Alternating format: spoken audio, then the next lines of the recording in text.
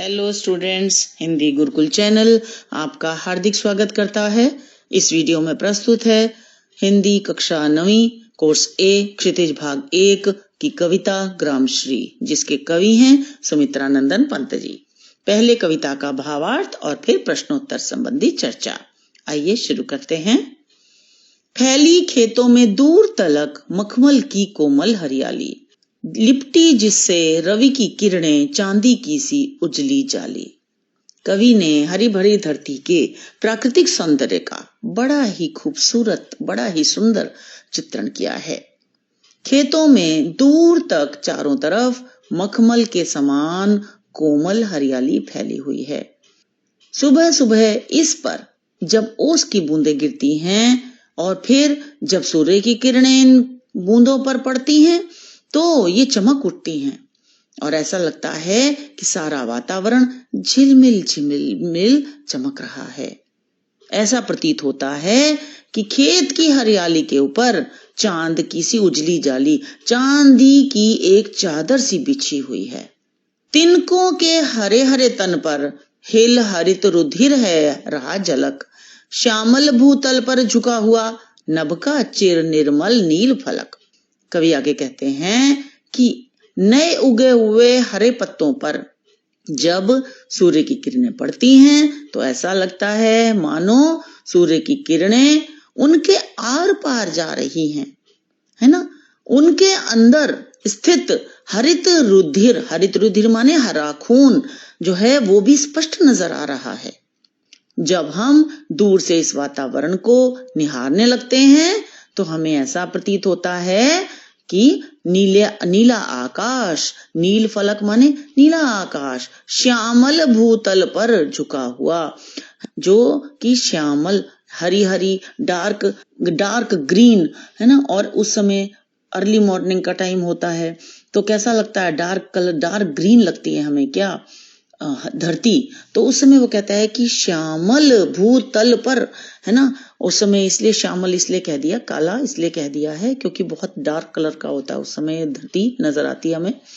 तो कि उस पर झुका हुआ ऐसा लगता है कि नीले रंग का आकाश झुककर खेती की हरियाली के ऊपर अपना आंचल बिछा रहा है। रोमांचित सी लगती वसुधा आई जौ गेहूं में बाली, अरहर सनई की सोने की किंकणियां हैं शोभाशाली। इन पंक्तियों में कवि ने फसलों से लदी हुई धरती का बहुत ही सुंदर रोमांचक ढंग से वर्णन किया है। खेतों में जौ और गेहूं की फसल उगने से धरती बहुत ही रोमांचित सी लग रही है। वसुधा का अर्थ है धरती, और बालियां होती हैं जो गेहूं और जो जौ है उसमें जब जिसमें दाने आ जाते हैं, वो जो फली सी ऊपर होती है उसको हम बालियां कहते हैं बेटा। तो वो कहते हैं कि उनमें जो बालियां आ गई हैं जिसमें गेहूं के दाने है ना, जौ के दाने लगे हुए हैं, तो उससे ऐसा लगता है कि धरती बहुत रोमांचित लग रही है। अरहर और सनई की फसलें सोने की करघनी के जैसे लग रही हैं। करघनी एक आभूषण है जो स्त्रियां डालती हैं अपनी कमर की सुंदरता को बढ़ाने के लिए, और जिसमें अगर छोटे छोटे घुंघरू लगे हों तो उसको किंकणियां बोलते हैं।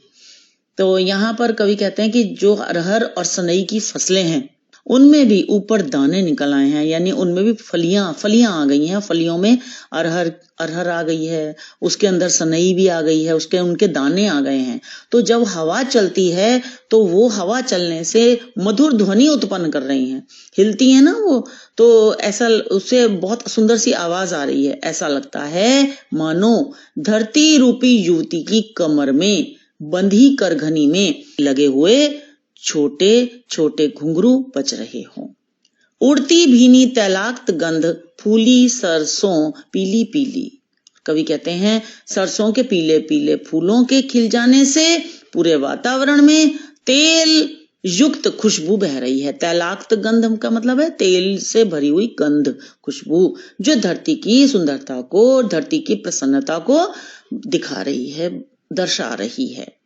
लो हरित धरा से झांक रही नीलम की कली तीसी नीली। अब यहाँ पर कवि ने इस हरी भरी धरती की सुंदरता को बढ़ाने के लिए अब और भी बहुत सुंदर वर्णन किया है। कवि कहते हैं कि अब तो तीसी अर्थात अलसी के नीले नीले फूल भी अपना सिर उठाकर झांक रहे हैं और इस धरती की हरी भरी जो धरती है इसकी सुंदरता को और भी बढ़ा रहे हैं।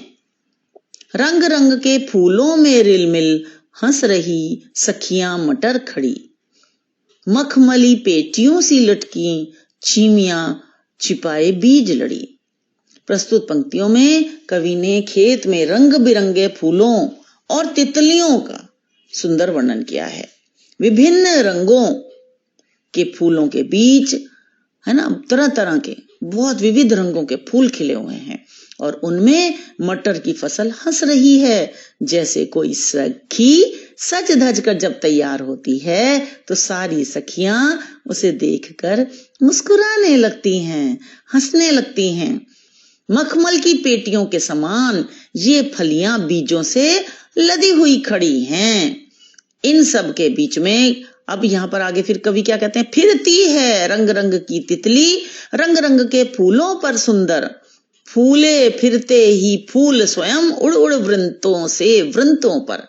इन सब के बीच में कई तरह की रंग बिरंगी तितलियां एक फूल से दूसरे फूल तक, एक डाल से दूसरी डाली तक, वृंत का अर्थ है डालियां, एक डाली से दूसरी डाली तक जा रहे हैं और ऐसा प्रतीत होता है जो तितलियां उड़ रही हैं इधर उधर रंग बिरंगी और जो फूल हैं वो भी हिल रहे हैं, है ना, उन डालियां उनकी हिल रही हैं। ऐसा लगता है कि फूल भी इतने खुश हैं कि वे एक डाली से दूसरी डाली तक जा रहे हैं। अब रजत स्वर्ण मंजरियों से लद गई आम्र तरु की डाली, झर रहे ढाक पीपल के दल, हो उठी कोकिला मतवाली। कवि ने अब इन पंक्तियों में वसंत ऋतु का बहुत सुंदर वर्णन किया है। वे कहते हैं कि आम के पेड़ों की डालियां सोने और चांदी जैसी आम की बौर से लद चुकी हैं।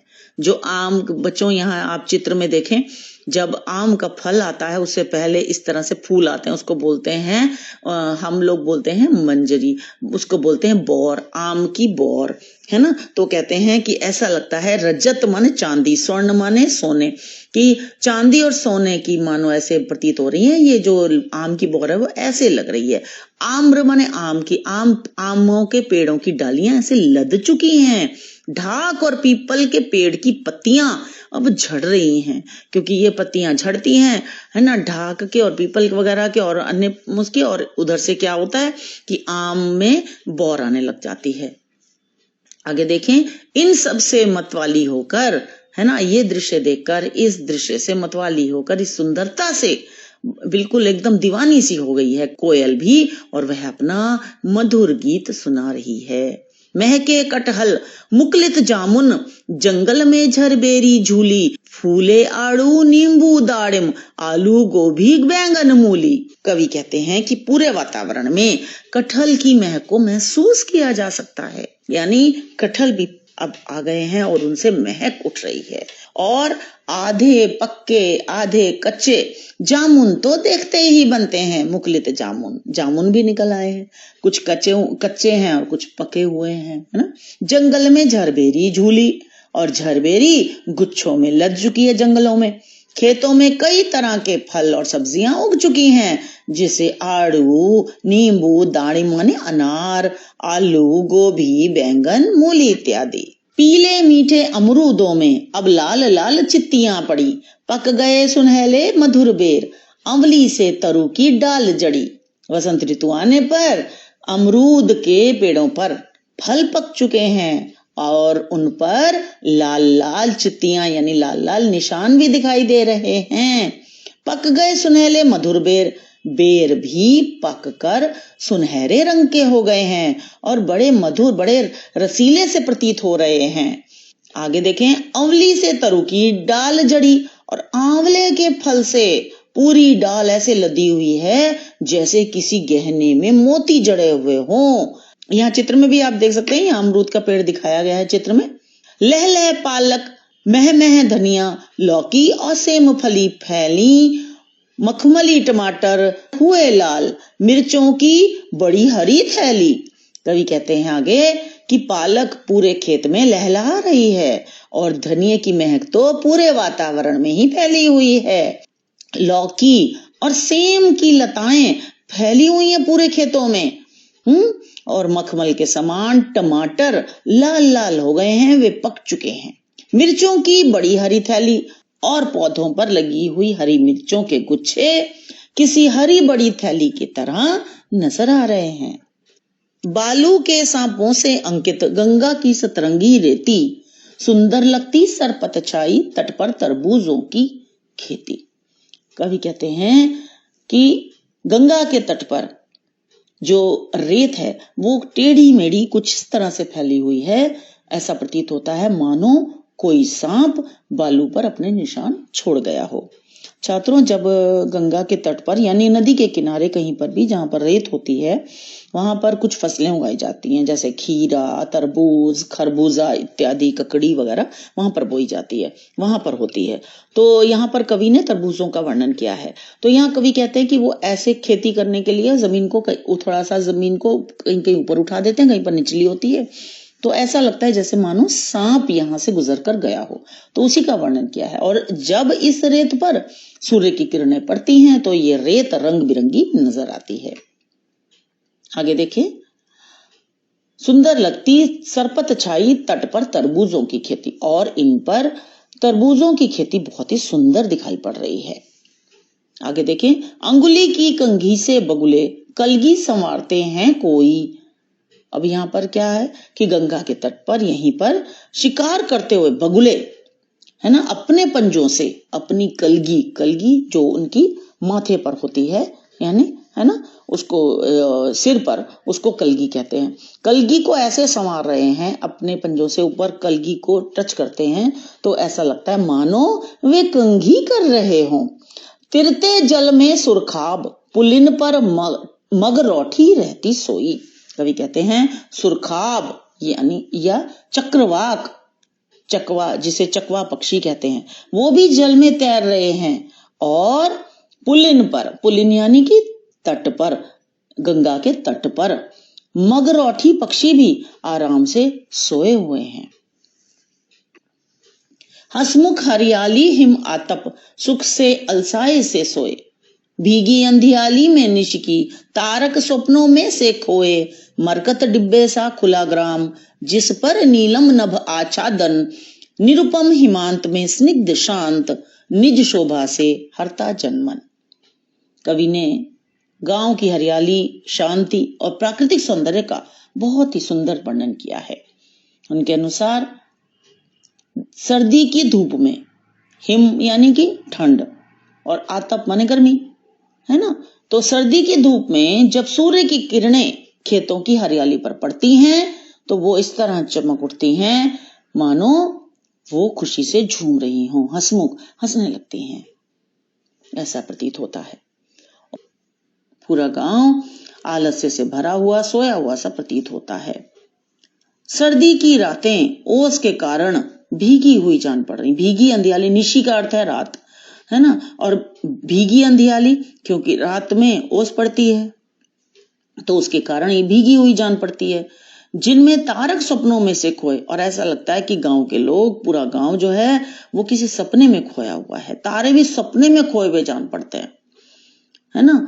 इस वातावरण में पूरा गांव मरकत डिब्बे सा, मरकत माने होता है पन्ना, है ना, जो रत्न है, एक प्रकार का रत्न है। तो कहते हैं कि पूरा वातावरण इस प्रकार से है कि पूरा गांव पन्ने के समान रत्न की तरह लग रहा है, कि पन्ना नामक रत्न हो, जिसे आकाश ने नीले रंग की चादर उड़ा रखी हो।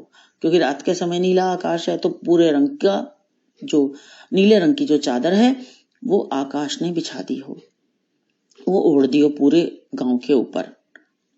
कवि कहते हैं कि इस प्रकार शरद ऋतु के अंतिम कुछ दिनों में गांव के वातावरण में अनुपम शांति होती है और गांव की शोभा सभी लोगों का मन हर रही है।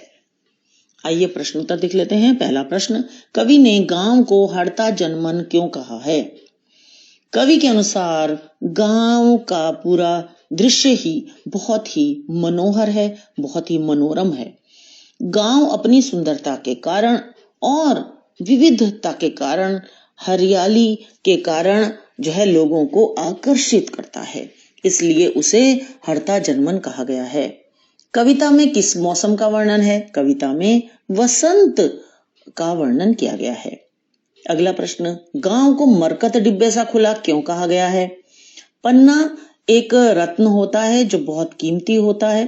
ये जो पन्ना है ये हरे रंग का होता है और गांव भी हरा भरा है, हरियाली के कारण खूब हरियाली है यहाँ पर, तो इसलिए पन्ने का रंग जो है और धरती का जो रंग है वो समान है इस वजह से, और दोनों चीज मूल्यवान है, पन्ना भी मूल्यवान है और धरती पर इतने सुंदर सुंदर फसलें, इतने सुंदर प्राकृतिक सौंदर्य जो है वो पूरी धरती जो हरी भरी हो गई है ये बहुत बहुमूल्य है।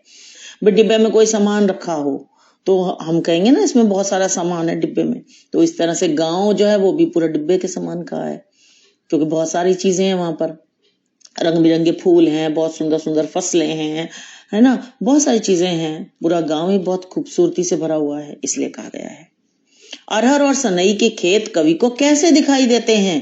अरहर और सनई के खेत कवि को सुनहरे रंग के प्रतीत होते हैं और उनमें जो बालियां पड़ी हैं उनमें जब वो बजती हैं, जब हवा के चलने पर वो बजती हैं तो ऐसा लगता है मानो सोने की किंकड़ियां हो, है ना, मानो घुंघरू लगी हुई करघनियां हो, किंकड़ियां हो, किंकड़ियां मतलब छोटे छोटे घुंघरू लगे हुए उसमें नजर आते हैं मानो।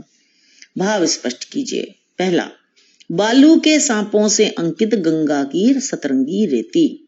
इस पंक्ति का आशय है कि गंगा की रेती सूर्य की सप्तरंगी आभा से युक्त होकर लहरों के साथ लहराते हुए सांपों जैसी प्रतीत होती है। हसमुख हरियाली हिमतापक सुख से अलसाए से सो, इसका क्या अर्थ है? इसका भाव है कि वसंत ऋतु में प्रसन्न चित्त हरियाली सर्दी की धूप में इस तरह आलस्य से भरी हुई है कि वह सोती हुई सी जान पड़ती है। ऐसा प्रतीत होता है मानो वह आलस्य में सोई हुई सी है। निम्न पंक्तियों में कौन सा अलंकार है? तिनकों के हरे हरे तन पर हिल हरित रुधिर है रहा झलक। तो इसका उत्तर लिखेंगे आप। हरे हरे हिल हरित में अनुप्रास अलंकार है, ह आ रहा है बार बार। हरे हरे में पुनरुक्ति प्रकाश अलंकार, हरित रुधिर में विरोधाभास अलंकार, क्योंकि रुधिर माने खून और हरा खूनिया कहा गया है, तो भाई ऐसा तो उल्टी बात कही गई है ना, विरोधाभास विरोध है, क्योंकि जो खून है वो तो लाल समझा जाता है, तो यहाँ हरा कह रहे हैं इस वजह से। तिनकों के तन पर रूपक अलंकार है और मानवीकरण अलंकार है। अगला प्रश्न, इस कविता में जिस गांव का चित्रण हुआ है वह भारत के किस भूभाग पर स्थित है? उत्तर लिखेंगे, यह गंगा यमुना के मैदानों में फैले हुए विस्तृत भूभाग का कोई भी गांव हो सकता है। ऐसा गांव जिसके आसपास गंगा या यमुना के मैदान फैले हुए हों, ऐसा कोई भी गांव उत्तरी भारत का हो सकता है। ऐसा प्रतीत होता है कि कवि ने उत्तर भारत के मैदानी इलाके का चित्रण किया है। अगला प्रश्न, भाव और भाषा की दृष्टि से आपको यह कविता कैसी लगी? उसका वर्णन अपने शब्दों में कीजिए। कविता में प्राकृतिक चित्रण बहुत ही सुंदर तरीके से हुआ है। इसमें खड़ी बोली हिंदी का प्रयोग हुआ है। प्राकृतिक परिवर्तनों का भी बहुत सुंदर चित्रण किया गया है। हरियाली को नए रूप में चित्रित किया गया है। फसलों का बहुत सुंदर चित्रण किया गया है। इस तरह से छात्रों लिख सकते हैं। अगला प्रश्न, जहां आप रहते हैं उस इलाके के किसी मौसम विशेष के सौंदर्य को कविता या गद्य में वर्णित कीजिए। छात्रों, ये आपके स्वयं करने लायक है, इसका वर्णन खुद कीजिए। छात्रों, मुझे आशा है कि आपको ये वीडियो अच्छी लगी होगी। इसे लाइक करें, दोस्तों के साथ शेयर करें, कमेंट्स लिखना बिल्कुल ना भूलें, हमें हमेशा इंतजार रहता है। आपकी कक्षा के अन्य पाठ देखने के लिए इसके नीचे डिस्क्रिप्शन में जरूर देखें। तो मिलते हैं अगली वीडियो में। धन्यवाद।